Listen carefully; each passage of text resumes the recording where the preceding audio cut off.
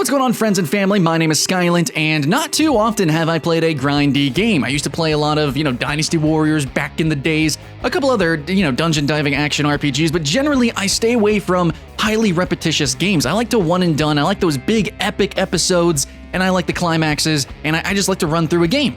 But these are the games that I did play, that I started to tiptoe my way into the ideology or the religion of grind. Some of you guys live it, man. And there are some older games out there, some Eastern games. There's games all over that a lot of people are really just satiated by with that dopamine rush you get from, looting and constantly killing hordes of enemies or what have you. You love the RNG loot box pinata of, beating the boss. And oh man, look at that sweet drop.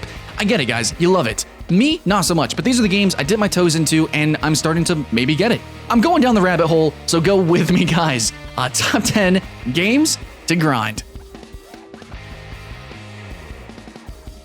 Okay, so starting out is a game that I did one and done. 1, 2, 3, freaking Bloodborne, and I can't wait to play more.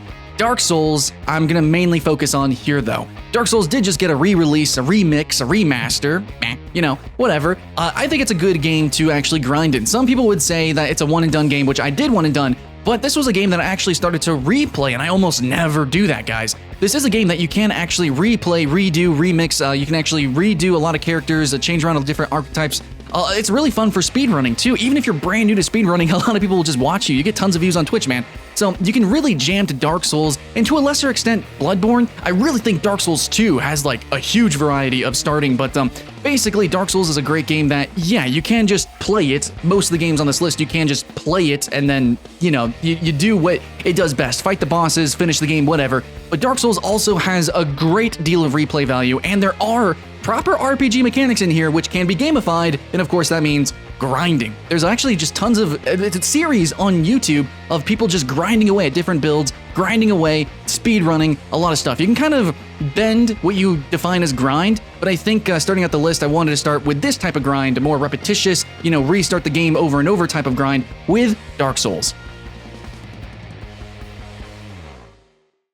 Next up, we have Borderlands, which is again a game that you can just beat once and be done with it. But if you played Borderlands, then you know that you can just keep going on and on and on and on. And also being an RPG shooter, which I guess we define those as looter shooters now, this was really the Atlas, the father of that genre. Yeah, you can have some different builds. There's definitely some replay value with some of the different classes and characters. And when you beat the game, you can restart, and then you can just keep going on and on. It just gets bonkers and bonkers and bonkers. And it's a really satisfying game. All the jokes, I mean, at least for 1 and 2, I think they kind of land and they punch. Okay, it's silly, it's cheesy, but man, just seeing the damage numbers fly up. Tackling, because it is kind of a pseudo open world, tackling some of these different situations, these different bases, these different quests with different weapons, and coming at it from a literal different direction. I think it's a fun game that can be replayed and then consistently just grinded and grinded and grinded on. I knew a dude that basically lost his life to this for like a whole summer. So Borderlands, it's a more compact game. It's not as online as probably the rest on this list, and it doesn't have competitive seasons or anything like that, like Dark Souls. You can one and done it, but also for a boxed game, it's actually legitimately pretty freaking repetitive, and I think quite a good grind. Yeah, number 8, Tree of Savior. This is a game that I've got light experience with.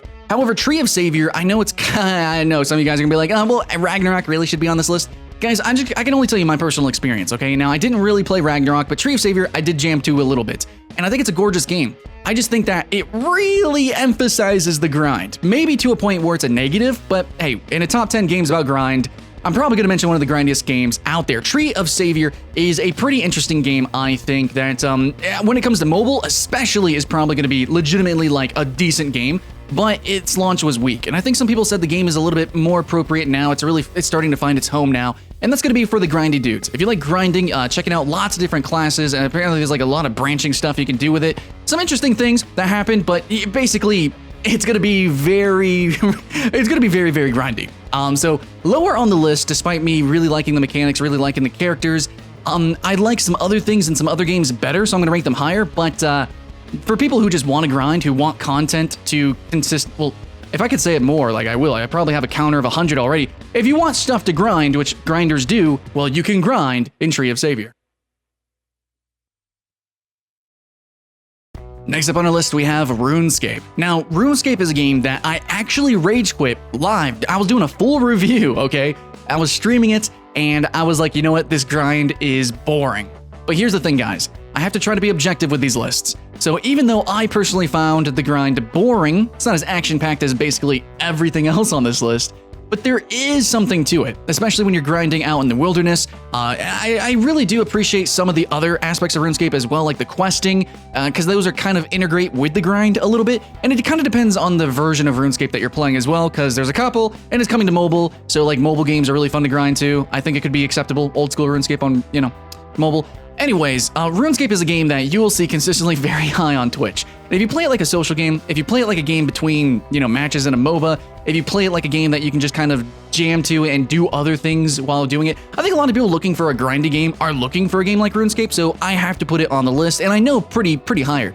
I'm not going to put it all the way at the top, despite its popularity, because of its grind, because of my own personal preference, can only give you guys my experience, but overall, I can see the addiction with RuneScape. But I think I'm more of a one and done person now. Of course, I'm dipping my toe into the grind, but let me know your thoughts and feelings in the comments below. Is RuneScape worth getting into as a brand new player, or should we just go RuneScape 3, do the quests, and then done it? Yeah? So please let me know. Okay, next up, I'm gonna do a twofer. Now, this might seem a little bit unfair, but these games are very similar in ways, and they're directly inspired from a predecessor. So, Diablo 2 spawned, obviously, Diablo 3 eventually, but then it also spawned a couple of other, copycat games, and I'm gonna also list Path of Exile. So, Path of Exile is free to play, but don't get me wrong, Path of Exile is not the free to play Diablo 3. They are different games, but I'm slotting them here because I think for the same reason you would want to play one or the other, in a grind list, yeah, they got it. So, very interesting and very uniquely to these games is they actually have competitive seasons. So you can make a new character and you just grind up all the way, you push yourself as far as you can, the craziest, most OP builds fighting the craziest, most insane monsters that'll just wall up against you and smash you in one hit. You keep going and going and going until you can't go any further. So these are actually competitive PvE games. Very fun, and you can also co-op them, of course. One and done. Path of Exile, I think, is my preferred. I actually really think it's better, more poetic. It's overall just better writing. It's a more intriguing world to me, coming from Dark Souls fandom. So I like the more brooding aesthetic of Path of Exile. I think a lot of people love Path of Exile. Hugely popular game. So if I had to choose one or the other, I'm gonna pick Path of Exile, but I think I definitely need to commend Diablo 3. Playing it on PS4 with shared screen co-op has been a blast with the Paladin or the Crusader character. I'm enjoying it. Hopefully you guys are too, but Path of Exile, absolutely. No excuse you guys haven't tried it yet. But I will say also the edge goes to Path of Exile past my personal experience, because if you like grinding, then you generally like grinding because you have customized builds and you want to see how far you can test that build, almost like it's a little sandbox of sorts, a test bed. Oh my god, the customization of Path of Exile with the mixing and matching of abilities is like second to none.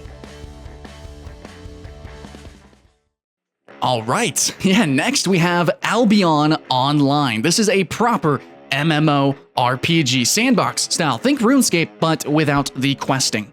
Now, this is going to be polarizing to some people because it does have PvP. And now RuneScape has a little bit of that, Dark Souls has a little bit of that, but for the most part, it's more evasive in those games. But Albion Online, it's mainly a PvP game. So it's like, how do you grind in a PvP game? Actually, you can straight up Farmville, you can straight up do trading. There's lots of different kinds of grinds and lots of different kinds of play styles. Some people just want to play like the economy game, right? In Albion Online, you can just grind PvP. You can literally just sit there all day and just do duels. I don't know if you really consider that grinding, but Albion Online is so high on the list because I really appreciate the PvE-VP balance. So if you do want to grind PvE, say like a solo player, play it like you would like, I don't know, like Diablo or Path of Exile, run around dungeons and just smash face with your, your solo build. Well, you got to be careful, and you might need to fine tune your build because there is PvP. So you need to either run away, play the mouse, or you have a ganking build, so you might farm a little bit slower, but whenever somebody shows up, boom, pow, you jump on them and spear them in the face. I really like that aspect that the other solo friendly or, just straight up single player action RPGs don't really have. So for that, it's higher on the list, but at the same time for that, I know it's polarizing to a lot of people who like to grind. You like to just focus, do your grind, and not worry about anything else. So, give and take here. I put it here pretty high up, but hopefully you guys understand. Albion Online is getting a new update, and it's actually doing pretty good right now. So even if you don't like PvP, I think you should peel some eyeballs onto Albion Online. All right, guys, and number 3, I'm going to put the antithesis, I guess, on a lot of the concept that you guys have for grind. So that's stuff like Musou games, right? Like warrior games, Dynasty Warriors and stuff like that. A lot of beat 'em ups, brawlers can be considered grindy. A lot of these action RPGs have hordes of enemies that you just swath through, right? You just slap them silly and blast them apart. Monster Hunter's different. Monster Hunter is a grinding game. It is filled with repetition, except you're not fighting lots of little monsters. You're just fighting the one big one, basically. Now there is a really decent grind to this game. Of course, you're just kind of chunking through chunky monsters with chunky weapons.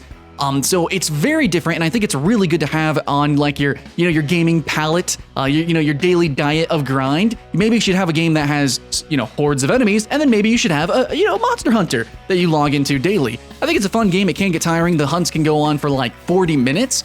Especially whenever you start doing like dual hunts, or you start trying to fight all three of the big monsters in there, and you start doing more and more, and you start becoming more efficient. That's what the game is about. It's not just about going in and fighting a boss and then, hey, you're done with the game. No, it's about refighting the bosses over and over and over again with different weapons, different builds, different strategies, and trying to become more efficient, which is exactly what you do in other grinding games. This is an action RPG. I think most action RPGs are pretty grindy. I think you'll have a pretty good time, and I'm pretty sure this is well known, right? Am I mistaken? Is this well known? Does this belong on the list? I'm pretty sure it does, because that's the vibe I'm getting. Hopefully you guys are as well.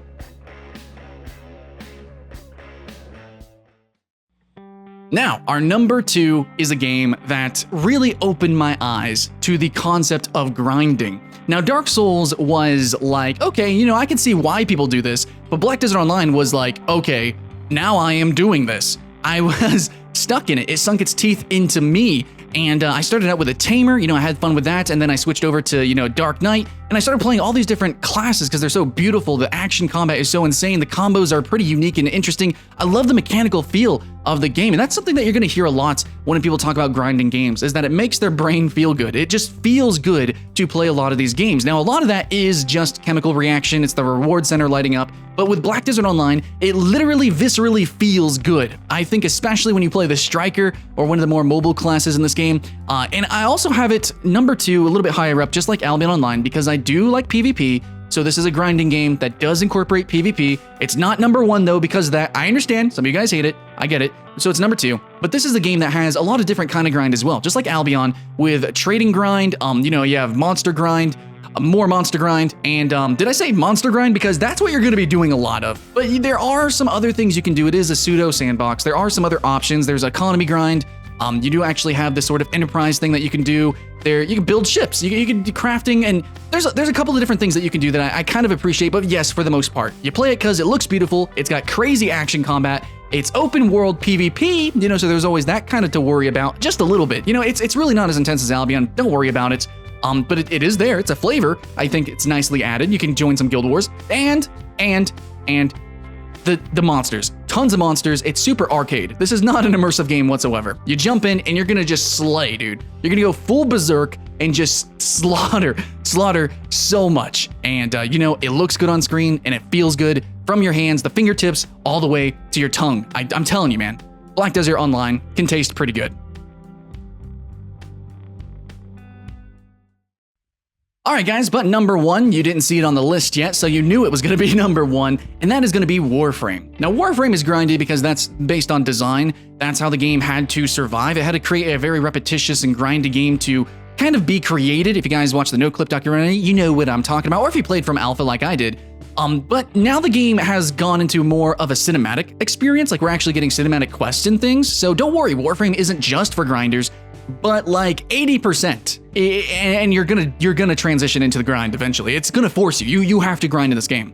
Whether you like it or not, I think the game is still worth it to an extent. It is free to play. You can try it. It's a pretty fair monetization scheme. Not perfect, but in the end, when it comes to grinding, okay, for mostly every reason I like Black Desert Online, the visceral feel.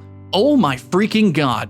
Warframe actually lets you feel the power fantasy. Like if you have Volt, have a speed build with a melee, and you're moving so fast that you cannot react fast enough in real life, that's when a game is good. When the power fantasy is so powerful that you in real life, as a gamer, can't even game the game. It's just like out of your control.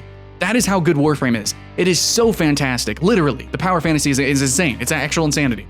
So it feels good, it looks good, it's going to play good on any machine, unlike BDO and like a lot of games on this list. It's going to just give you that explosivity. So a lot of people looking to grind, they're looking for games that allow you to just jump in and jump out. You don't need to just sink tons of time into it, which a lot of these MMOs do, or like Monster Hunter, 40-minute hunts. No, Warframe, you can just jump in for a single alert, you can just jump in for a couple of dungeons, or you can go into the plains and just sit there and fish for all day. I don't know.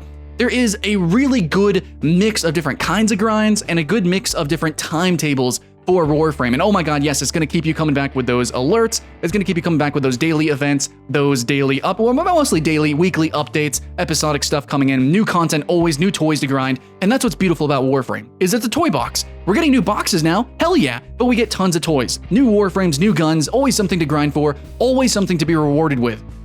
A lot of these games on this list don't quite reward you as much as Warframe, and for free. For free, you can play and you get ridiculous guns, ridiculous characters with ridiculous abilities, and you're gonna have a sensation. Even if you hate it, you will come away with some memories.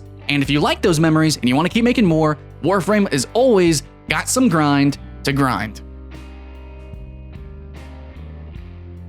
Well, anyways, guys, I hope this list wasn't too weird for some of you. I know a lot of you guys really don't like the term grind. It does have a negative connotation, but I just want to say one last time, as somebody who normally hates grind, and I really actually hate the general concept of it, even though I went to game design school and I know how necessary it can be, I think in a lot of ways it does pervert the gameplay. I have to agree with you, but sometimes, with at least these games, in some cases, I think you can have a really freaking good time and it can feel really good. So, that's what I gotta say. Let me know your thoughts and feelings in the comments below. And if you guys want to see me grinding away at some of these games, I'll be streaming over at twitch.tv/Skylent. Hopefully you guys follow over there because that's basically my second job. And that's how we can keep doing weird, fun videos like this and, sharing it, keeping the hype alive. Regardless, if you like these kind of games or not, I hope you can try them and I hope you can have fun. Thanks for watching, guys. My name's Skylent, and I'll see you in the next one.